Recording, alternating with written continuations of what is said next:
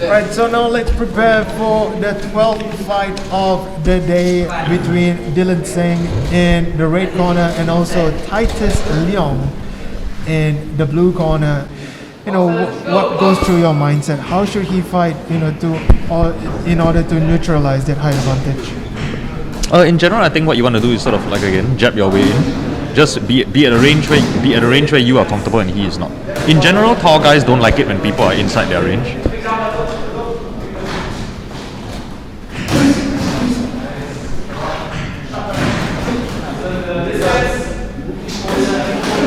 Great counter there by Titus. Yeah, he's getting popped by the jabs a lot, but he's throwing his overhand right on top of it. Dillen definitely pushing the pace in this one.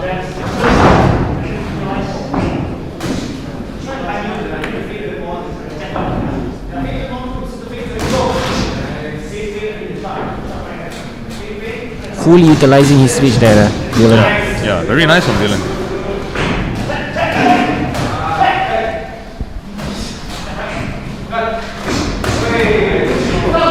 And very nice from Titus. He's not getting discouraged when he gets popped by the jab. He's constantly looking for a way to counter. Good action. Stealth. Alright, the glove issue out of the way. Here we go now.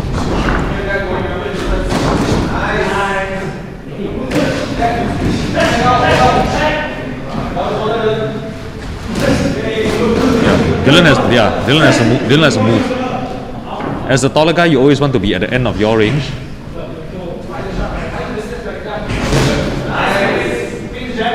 Really impressed with Titus here. He's not backing down at all. He's trying to find openings on the inside. Yeah, he's not getting discouraged by being hit from far. I think he sort of accepted that, okay, as the shorter guy, I will get hit with a few jabs, but it's up to me to get inside and counter. I think it's a trade-off that Titus have to take, yeah, to get inside, close up the range. Yeah, what he doesn't want to do is sort of make his head movement predictable, because then Dillen will start tracking that once he's used to it.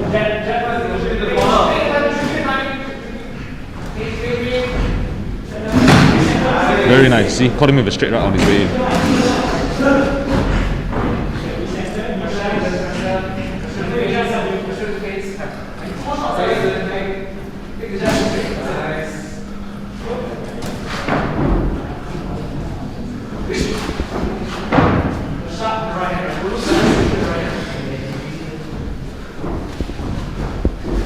Very nice from Dillen to spin his way out of there. He's been very successful in his 1-2, Dillen, from round 1. Yeah, I think a lot of times, like, people sometimes overthink the kind of combinations they need to throw. Usually, if you're good, you can win a fight with just a couple of punches. Oh yeah, you can win your fight with just a jab and a straight. It's done. Sometimes people go for their first amateur fight having only learned a jab and a straight. Do share this link to your friends, to your family. It's a Saturday, everybody's staying in. So why not stay in and actually watch a couple of guys and maybe the girls later punch each other in the face.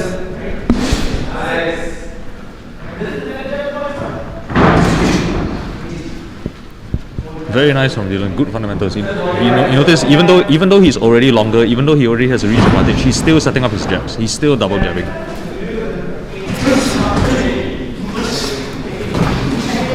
Yeah, very nice. You see, like I said, now he's starting to track Titus' head movement as he comes in. What he needs to do now is get out.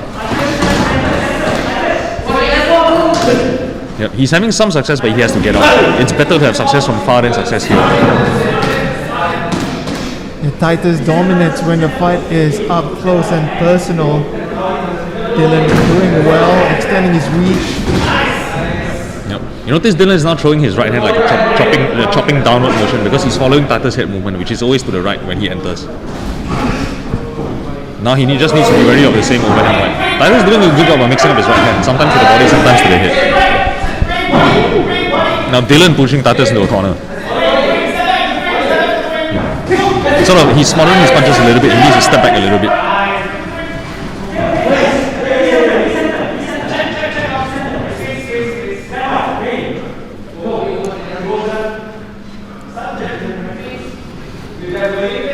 Good cornering from the Elevate fight team. they're not overloading him with information, just telling him, the couple of basics that he needs to keep his mind on. Back to the center, back to the center. I think that's important. Voice from the corner is important. Saying less words, but the keywords that remind your fighter to reposition himself. Yeah, you don't want information overload. Like you don't want to tell them how to throw a punch correctly. Like you're not going to fix that now in the middle of the fight. Whatever he has is what you're working with.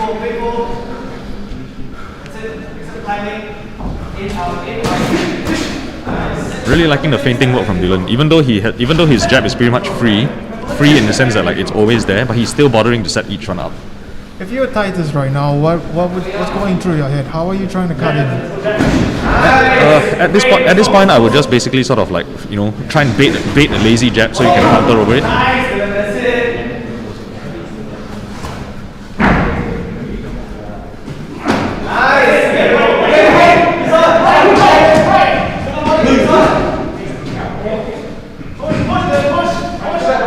Good for him to push him into the corner. Dillen must move. He must get out.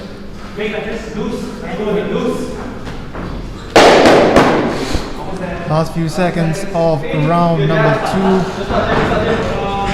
The fight between Dillen Singh in the red corner and also Titus Leong in the blue corner. Now I've seen a comment.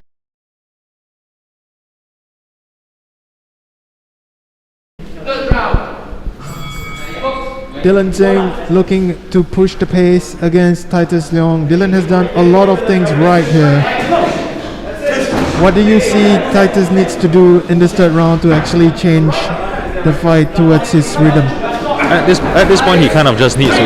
Dillen's very reliant on his jab. The jab sets up everything. He needs to counter that consistently. And right now, he needs to get out. He needs to get out of the corner right now, yeah. Titus. Correct. He wants to be inside range, but he needs to go inside when he is dictating, not when Dillen is dictating. Well, he's moving back towards the corner now. Yeah, he's backing himself to the corner. Not a great move. Yeah, he has to move now. Just fake getting out one side and then go out the other. The fighting spirit from Titus cannot be questioned. He's been fighting back since the first round, always putting in his own punches in between Dillen's. It's a great showing in terms of spirit from him. Yeah, definitely. He can get hit again and again, but he's still trying to hit back, still swinging back hard punches. It's sparring, right? You don't have to win every spar, you don't have to win every fight, but what you want to see is good spirit.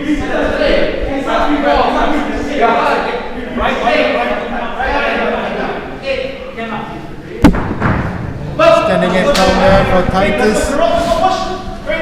Could the end be here? Yeah, possibly. I think he's also fading in terms of conditioning.